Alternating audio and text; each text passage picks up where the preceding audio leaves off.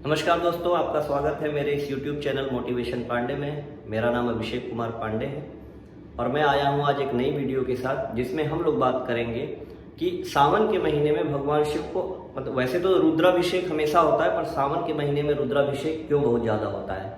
और हम ये बात करेंगे कि हम देखेंगे कि सारे देवी देवताओं में केवल भगवान शिव को ही जल चढ़ाया जाता है और किसी देवता को जल नहीं चढ़ाया जाता है। तो क्यों भगवान शिव को जल चढ़ाया जाता है?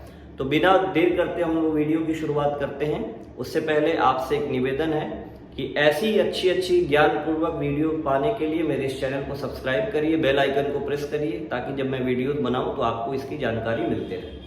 और इससे हमें थोड़ा सा प्रोत्साहन भी मिलता है कि हम और भी अच्छी वीडियोस जानकारी भरी आपके लिए बना करके लाते रहें। तो इसकी बात करते हैं। आपको पता होगा कि भगवान शिव के ये एक अंश है ऋषि दुर्वासा, जो कि बहुत ज़्यादा क्रोधी हैं, लेकिन वो क्रोध में बहुत ज़्यादा श्राप भी दे देते हैं। लेकिन उनके श्राप से कभी भी सृष्टि का नुकसान नहीं हुआ, उनके हर एक श्राप से सृष्टि का कल्याण ही हुआ है।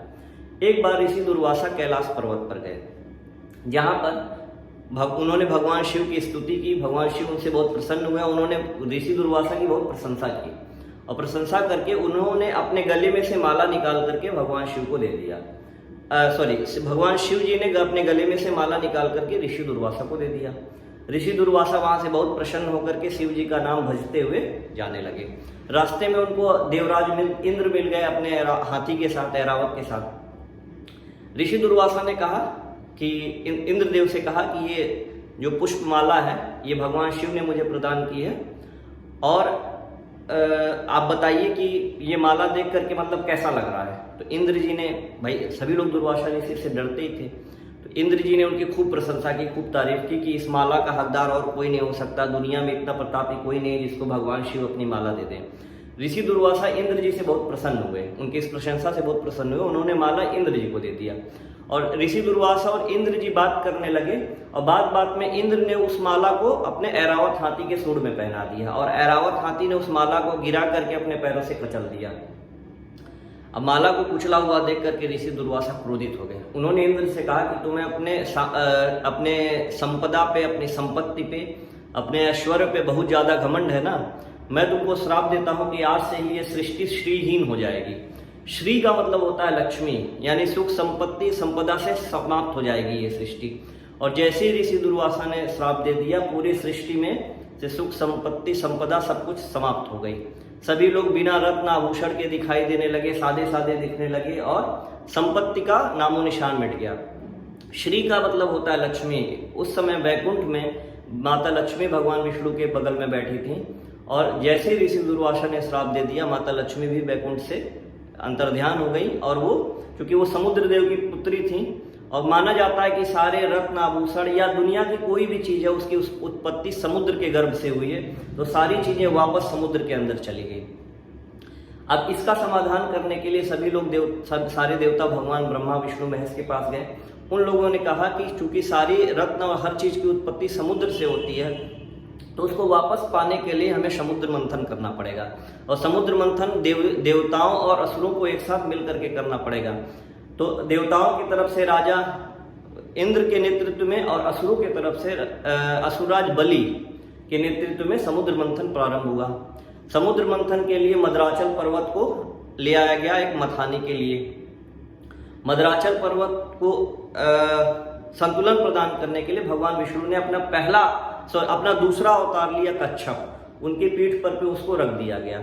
और भगवान शिव के जो गले में है नागराज वासुकी, उन्होंने एक मथानी का काम किया, जिसके सर की तरफ राक्षस और जिसकी पूंछ की तरफ देवता लोग खड़े हो गए, और उन लोगों ने मिलकर के समुद्र का मंथन आरंभ कर दिया। समुद्र का मंथन जैसे ही शुरू हुआ, एक भयानक अंधकार छाने लगा। हुआ क्या कि समुद्र के अंदर से एक भयानक विष सबसे पहले एक भयानक विष निकला, जिसको हलाहल विष या कालकूट विष भी कहा जाता है। सारे देवता और राक्षस समुद्र मंथन छोड़ करके भाग गए। उनका दम घुटने लगा, उन्हें लगा कि अब ज्यादा देर अगर हम यहाँ पे रहेंगे तो हमारी मृत्यु हो जाएगी, और अगर वो हलाहल यानी कालकूट विष पूरी सृष्टि में फैल जाता तो पूरे सृष्टि का विनाश हो जाता। सभी देवताओं ने भगवान विष्णु से प्रार्थना किया कि इसका कोई समाधान निकाला जाए। तो उसी समय एक आकाशवाणी हुई और भगवान विष्णु ने कहा कि इसका समाधान यानी इस विष को पीने की क्षमता केवल भगवान शिव में है और वही इस काम को कर सकते हैं। भगवान शिव वहां पर प्रकट हुए और उन्होंने हलाहल विष को पीना शुरू किया। चूंकि भगवान शिव के पेट में यानी उदर में पूरी सृष्टि है, तो उनको ये भी देखना था कि वह विष उनके पेट के अंदर ना चला जाए, नहीं तो अगर वह विष उनके पेट में चला जाता तो भी पूरे सृष्टि का विनाश हो जाता। तो भगवान शिव ने उस विष को अपने गले में ही रोक लिया, ना कि वो ऊपर जा पाए और ना ही वो नीचे जा पाए। और गले में रोके होने की वजह से उनका गला नीला हो गया और भगवान शिव को नीलकंठ कहा जाने लगा। और उस विष का ताप बहुत ज्यादा था। जब उस विष का ताप इतना भयंकर था कि भगवान शिव का गला और शरीर पूरा जलने लगा, तब माता पार्वती और अन्य देवताओं ने भगवान शिव का जलाभिषेक किया और दुग्धाभिषेक किया। और वहीं से सबसे पहले दुग्धाभिषेक किया और वहीं से सबसे पहले रुद्राभिषेक प्रारंभ हुआ।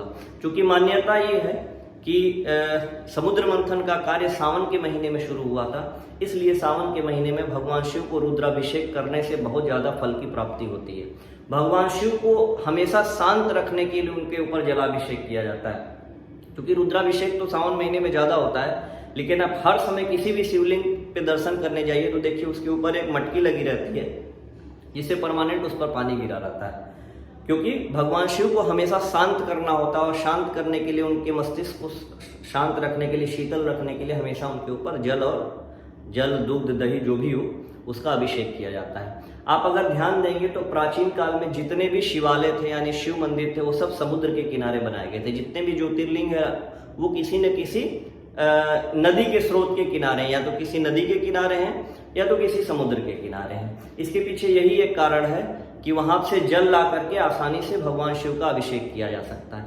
आज भी आप देखिएगा तो कोई भी अगर आपको शिवालय मिलेगा या भगवान शिव का स्थान मिलेगा तो उसके आसपास कोई ना कोई नदी या पोखरा तालाब जरूर मिल जाएगा। इसी वजह से ताकि भगवान शिव का जलाभिषेक बहुत आसानी से हो जाए।